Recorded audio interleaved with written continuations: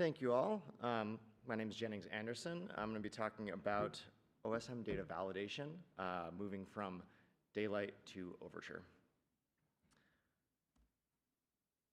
Show of hands, who's familiar with the daylight map distribution? Okay, great.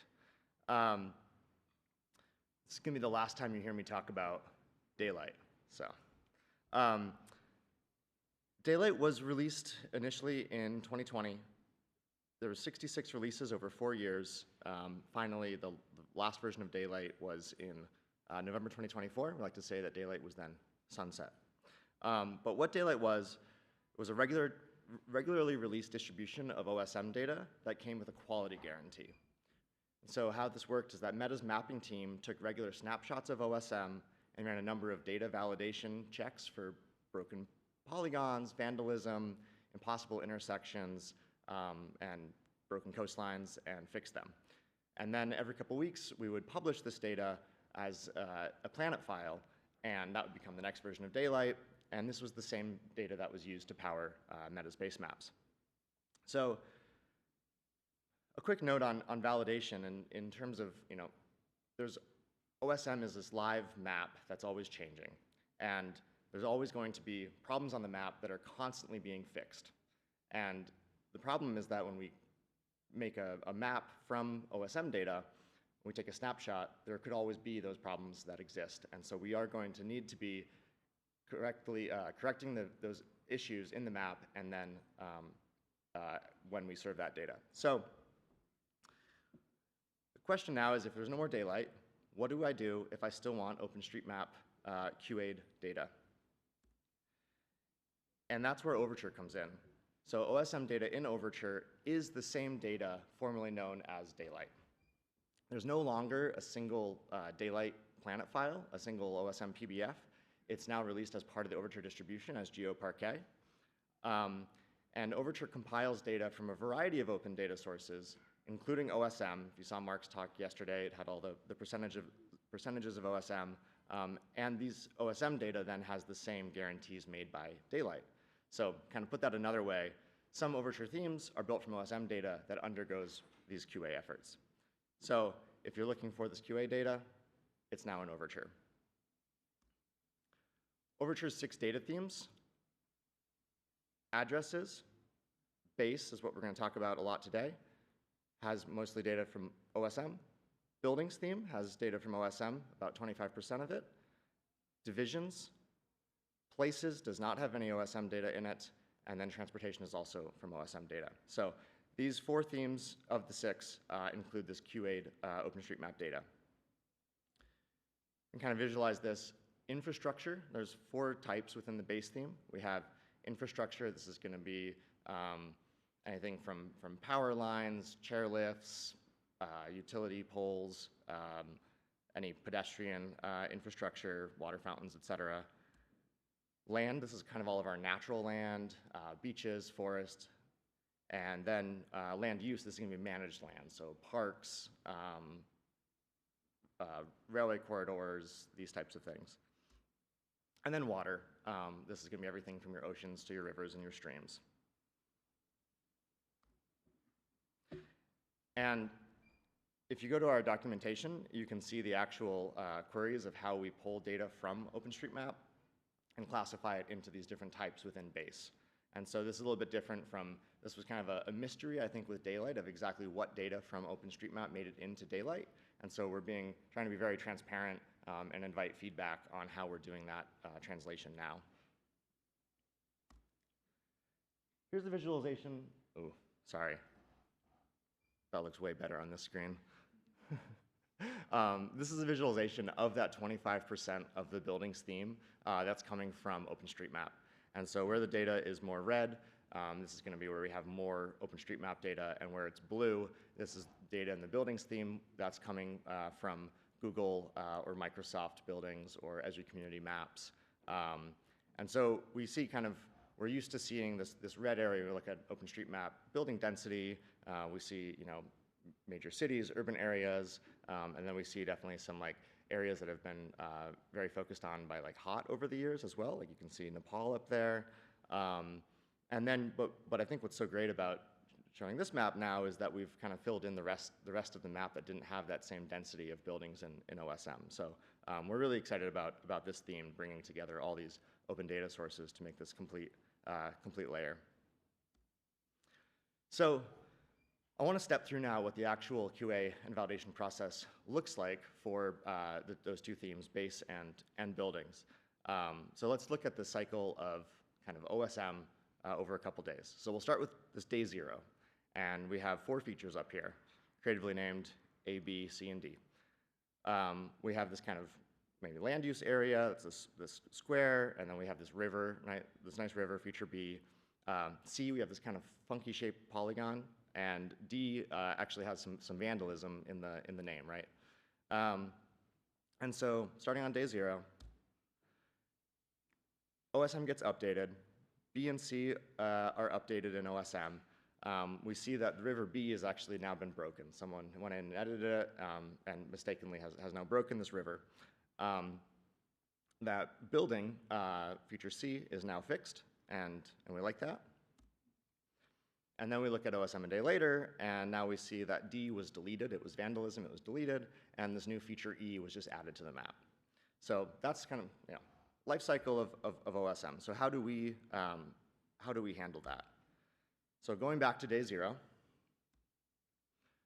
we take the snapshot and we do validation on it. And we run all these automated QA checks that will identify what we're calling these kind of current violations in the data. And we run this check and we find 2 violations, right? We find that this building has this impossible shape, and we find that this feature D has this vandalism in the name. So suspicious geometry and a bad name here. Day 0 is this reset day. So we see this is what we have now in Overture on day 0. It looks exactly the same as OSM. It is that snapshot. And so we have the snapshot that has these problems on it that we need to fix. As we move into day 2, we basically do the same process again. We look, or sorry, day 1. We start at day 0. As we move into day 1, we look at the same features and we run those same validation checks again, and we find that you know, B1 or the river, the second edit of B, is still in violation. It's still broken. It hasn't been fixed yet. And this feature D is still on the map. So what we do see here is that feature C, our building, that has been fixed. It's no longer in that violation store, so we're going to pull that edit down, right? So effectively, we're just cherry picking the fixes from OSM that we want to be able to put onto the map. Going 1 day forward, D gets deleted. OSM is now better, and we're going to run that same process, and we see that deletion is how this vandalism was fixed, so we're also going to consume that. And you note that on our map, B is still, this river is still valid because it's still at this original version, because that update is still in violation, and time's going to go on, and that river's going to get fixed in OSM, but we're going to keep our version and then release that and then start over. So this new feature E is also brand new on the map, but since we're kind of in the middle of this validation process, we're not going to consider that. We're going to reset that on the next validation sprint as that data moves forward. So the important thing here, when we look at the whole process, this violation store, they were always updating issues in map roulette. With these violations that we're finding. And so it doesn't matter who's making these fixes in OSM. The data is getting improved in OSM, and we're cherry picking those fixes into this version of the map.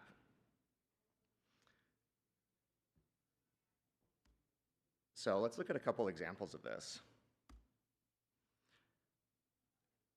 It might be a little washed out up there too, but here's an example, broken river polygons. These are all over the place in OSM at any given time. And we can see here on the left, we have when it was taken at reset, and we just see the center of the river, and the polygon kind of breaks there at the top. And then the next day, it does get fixed in OSM, and so we take that fix into the map. Here's a train station, another broken geometry. You can see between the reset day, and then it gets fixed in OSM, and we consume that fix. This was the biggest example I could find. The Greenland ice sheet is broken when we took the snapshot, and so it then gets fixed in OSM, and we make sure to pull that in. Coastlines we handle a little bit differently. We take the coastline data that's produced by the OSM data project. You can download, they process the coastline at any point when it's not very broken. Coastlines are really tough because if it's broken, you'll just like bury a whole continent or drown a whole continent when you render that map. And we can't have that. So we are constantly evaluating the current state of the coastline when it does build properly and looking at what these improvements are. So it's fun when you look around the map, you're always finding examples where people are refining the coastline.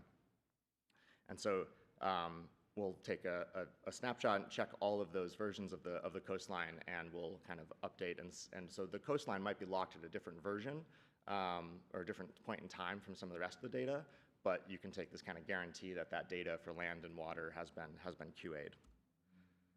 Here's another example. You can see on the left, this kind of land was underwater, and then these are kind of the examples we have all the time. Someone's just misedits something, removes natural equals coastline off of a way, and you can bury a whole island very easily. So yeah, with that, I'm planning to leave some time for questions. I think we have just a couple minutes. So happy to take any questions about the QA process or more of the technical implementations of Overture as well. Thank you.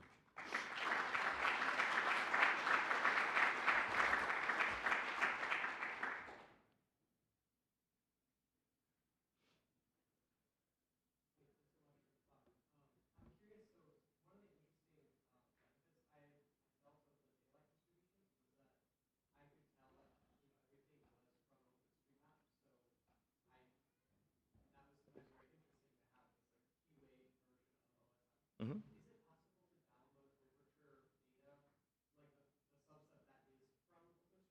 Yes. Is there a way to decouple that from some of the other data sets that you all pull? Absolutely. Yeah. The question was, since Overture is compiling data from multiple open data sets, is it possible to just download the subset of Overture data that is this kind of version of OSM? And the answer is absolutely.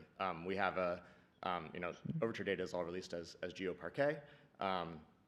One of the columns is sources, and in those sources, it's going to show exactly what the version, what the ID was, and the version for those features. And so you can then filter based on the data set in that sources. And yeah, we can happy to go through some example queries on how to get to that information and download just that.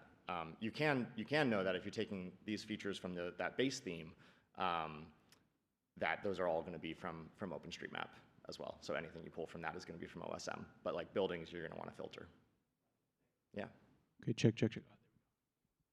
Hi, so I have a question. I was wondering how you automate vandalism detection, because like when something gets deleted, it might just be no longer there, right? So could you go into a bit more detail how you do that?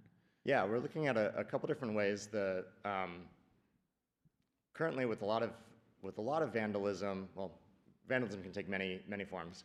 One form would be like graffiti, and in that case, we integrate with OSM Cha, and we're looking at things that have been tagged as graffiti in OSM Cha, and then we'll check if those have been fixed. Other form of vandalism is mostly going to be in names, and we're actually implementing.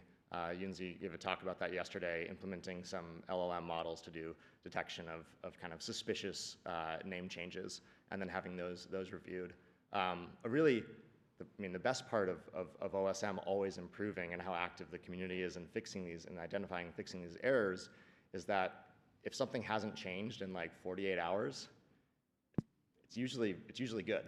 And so we also kind of implement that into this automated process of saying, oh, this feature has been reverted back and forth, and there's this kind of war going on, and that becomes something very suspicious that we look at. So this is how we can kind of automate these checks. All right. All right, thank you, everyone. Thank It's you. lunchtime now.